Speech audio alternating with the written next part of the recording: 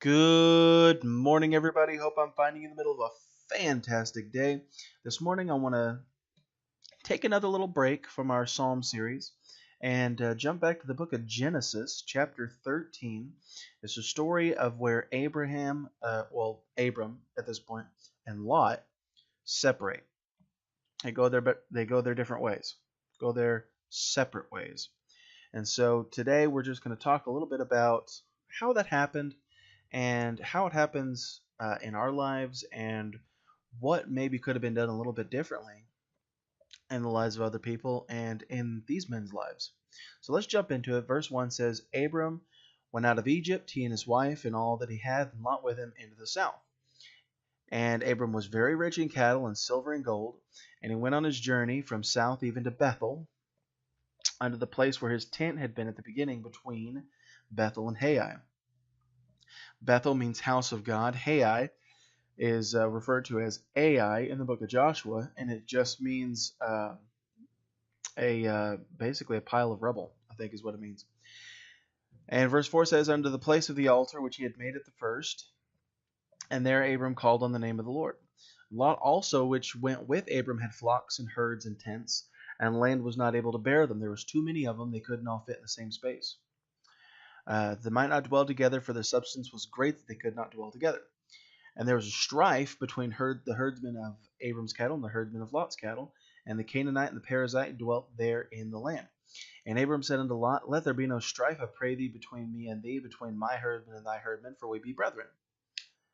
Pretty good so far, right? He says, There's not the whole land before thee. Separate thyself, I pray thee, from me. If thou wilt take the left hand, I'll go to the right, or if thou wilt depart to the right hand, then I'll go to the left. So basically what's happening so far is it's a peaceable separation. They've grown to the point where Abram says we can no longer stay together. Lot, you've become very successful. I've become very successful, but it's difficult for such a large group to travel together. Your herdsmen are arguing with my herdsmen. I think it'd be best if we just went our own separate ways. So just a good thing happening so far. Nothing bad happening so far. Abram telling him, You get the pick of the litter. You get to choose. Lot lifted up his eyes in verse 10, and behold, all the plain of Jordan, beheld all the plain of Jordan, that it was watered everywhere before the Lord destroyed Sodom and Gomorrah. Even as the gardens of the Lord, like the land of Egypt, as thou comest into Zoar. Then Lot chose him all the plain of Jordan, and Lot journeyed east, and they separated themselves the one from the other. So Lot took the better land for himself. He could have given that to Uncle Abram, but he chose to take the better land for himself.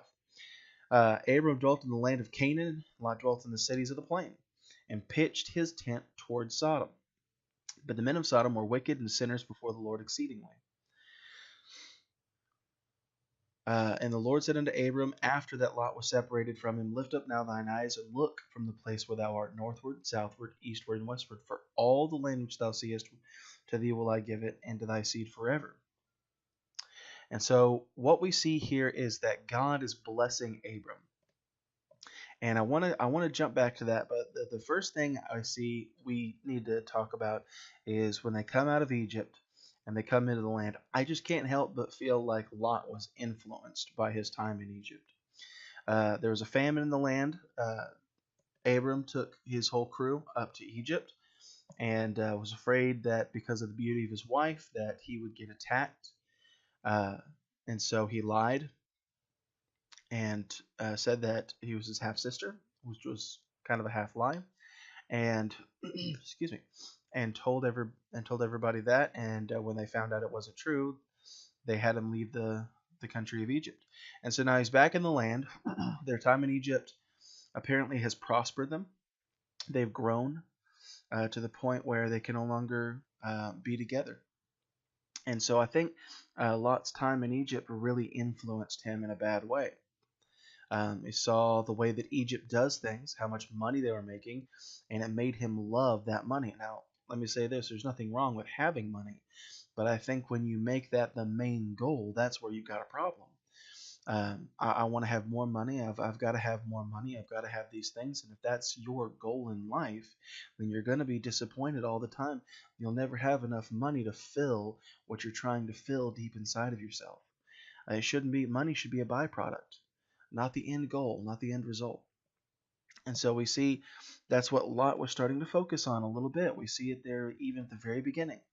And if that's all you want is money, there's a good chance that's probably what you're going to get is a lot of money. You're probably going to get it. But I think what you don't realize is once you do have that large amount of money, it's not going to be everything you thought it was. And Lot wanting that success so badly, and Lot got it through his own means. But the Bible says that Abram was also very wealthy. Abram was very rich in verse 2. Cattle, silver, gold, he had it all. But Abram didn't get it because that's what he wanted. Abram wasn't rich because he wanted to be rich. He was rich because he loved God and he obeyed God. And that was a result of God's blessings upon his life. And so we see two completely different methodologies, ideologies.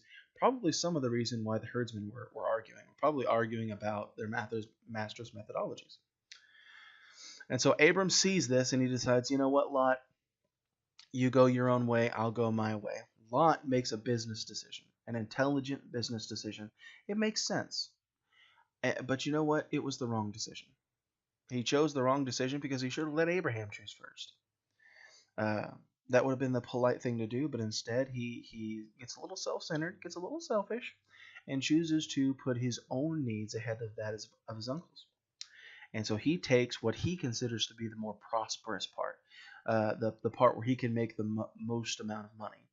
And so he chooses the plains and gives the rest of it to Abram.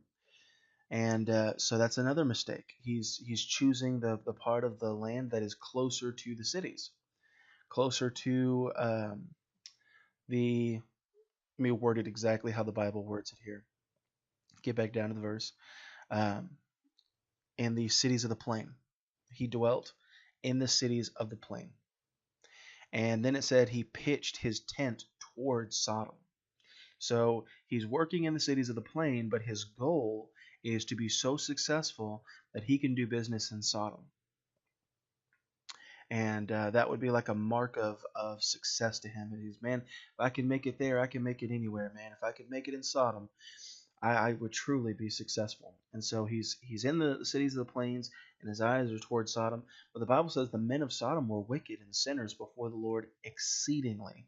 But that didn't bother him.